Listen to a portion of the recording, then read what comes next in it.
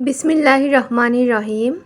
আসসালামু আলাইকুম dear viewers, আশা করি সবাই ভালো আছেন, সুস্থ আছেন। আজকে আমি আপনাদের জন্য নতুন আরেকটি ভিডিও নিয়ে হাজির হয়েছি। আশা করি ভালো লাগবে। তো সম্পূর্ণ ভিডিওটি দেখতে থাকুন। এখানে আমি নিয়েছি বিভিন্ন ধরনের চাল, আতপ চাল, পোলাওর চাল আর বিভিন্ন ধরনের ডাল। তবে আজকে কিন্তু খিচুড়ি রান্না করা হবে না, তো আপনারা দেখতে থাকুন কি রান্না করব। তো এখানে হচ্ছে চাল আর ডালটা ভালোভাবে ধুয়ে নিতে হবে। চাল এবং ডালে বিভিন্ন ধরনের অ্যামাইনো অ্যাসিড থাকে, লাইসিন, মিথিওনিন সহ বিভিন্ন ধরনের অ্যামাইনো অ্যাসিডগুলো যখন একত্রিত হবে রান্নার পরে, এগুলো কিন্তু পুষ্টিমান অনেক গুণ পরিমাণে বেড়ে যায়।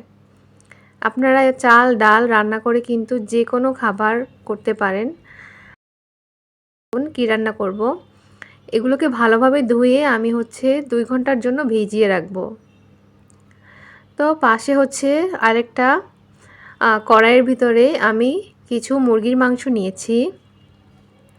এখানে লবণ দিয়ে দিলাম পরিমাণ মতো, তারপর দিয়ে দিলাম হলুদের গুঁড়া। আপনারা যতটুকু পরিমাণে মাংস নেবেন ওই অনুযায়ী দিয়ে নেবেন। এখানে দিয়ে দিলাম এখন শুকনো মরিচের গুঁড়া। ঝালটা আপনাদের পছন্দ অনুযায়ী দিয়ে নেবেন, যতটুকু পরিমাণে আপনাদের পছন্দ। যদি বেশি পরিমাণে ঝাল খেতে চান তাহলে একটু বাড়িয়ে দিবেন। এখন আদা এবং রসুন বাটা দিয়ে দিলাম, সাথে বিভিন্ন ধরনের মশলা বাটা। এখন সবগুলো উপকরণ ভালোভাবে মাখিয়ে নিতে হবে। এখানে অল্প পরিমাণে আমি চিকেন নিয়েছি, আপনারা আরও বেশি নিলে পরিমাণ অনুযায়ী বাড়িয়ে দিবেন। এটা হলো আমাদের বাসার মিনি, ও এখানে বসে থাকে পাশের বাসায়। আমি ডাক দিলে আমাদের বাসায় চলে আসে। এই যে জানলাটা খুললে আমাদের বাসায় লাফ দিয়ে চলে আসবে। যদিও আমাদের বাসা কিন্তু অনেক উপরে, টপ ফ্লোর, আর পাশে বিল্ডিংয়ের কাজ চলছে। ও কিন্তু বাইরের বিড়াল, কিন্তু আমার আম্মুকে সবসময় খাবার দেয়। এই জন্য ও সবসময় আমাদের বাসায় আসে, আবার চলে যায়। এখন জানলাটা খুলে দিয়েছে, ও চলে আসবে। আর আলুর চপ রেডি করা হচ্ছে। এখানে আলু ভর্তা করে নিয়েছি।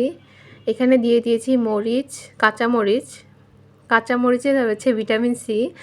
আমরা কিন্তু শুকনা মরিচ ব্যবহার করিনি। শুকনা মরিচ ব্যবহার করলে দেখতে হয়তো আরও অনেক সুন্দর লাগতো। সুন্দর লাগলেই কিন্তু সেটা স্বাস্থ্যসম্মত হয় না। আপনারা কাঁচামরিচ দিয়ে ভর্তাটা খাওয়ার চেষ্টা করবেন। আর সরিষার তেল দিয়ে দিলাম, সাথে 5 ফোড়নের কিছুটা গুঁড়া দিয়েছিলাম। সবগুলো উপকরণ ভালোভাবে মাখিয়ে নিতে হবে।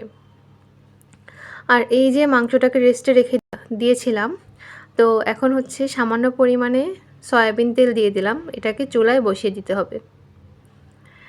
এখন আলুর চপগুলো আম্মু ভেজে নিচ্ছে চুলায়। এখন যেহেতু রমজান মাস চলছে, রোজার মাসটা কিন্তু খুবই দ্রুত চলে গিয়েছে। এখন আর মাত্র কয়েকটি রোজা বাকি আছে। এখন শবে কদরের রাত শুরু হয়ে গেছে।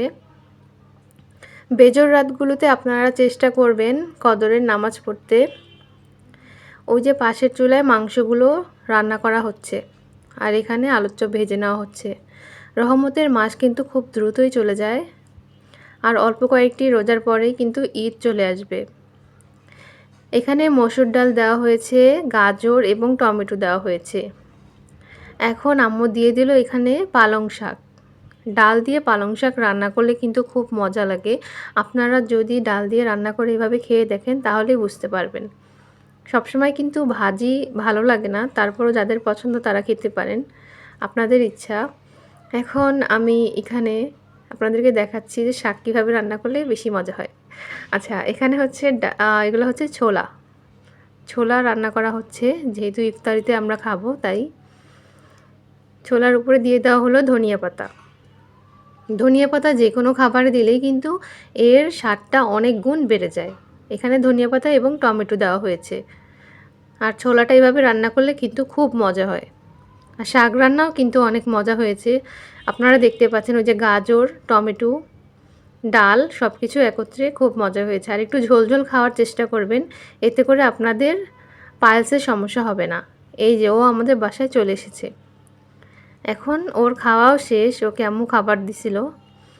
আর এই যে হালিম রান্না করা হয়েছে, আজকে আমরা হালিম নিয়েছিলাম। উপর দিয়ে দিয়ে দেওয়া হলো বেরেস্তা। এখন দিয়ে দেওয়া হবে সামান্য পরিমাণে লেবুর রস। তো এইভাবে হালিম রান্না করে খেতে পারেন। হালিম রান্না কিন্তু খুবই মজা এবং খুব স্বাস্থ্যসম্মত একটি খাবার। আজকের ভিডিও এই পর্যন্তই ছিল। এর বেশি কিছু আর রান্না করা হয়নি। আমার ভিডিওগুলো কেমন লাগছে অবশ্যই জানাবেন এবং কমেন্ট করবেন, লাইক দিবেন। আমার পাশেই থাকবেন সবাই। সুস্থ থাকবেন, ভালো থাকবেন। দেখা হবে অন্য কোনো ভিডিওতে।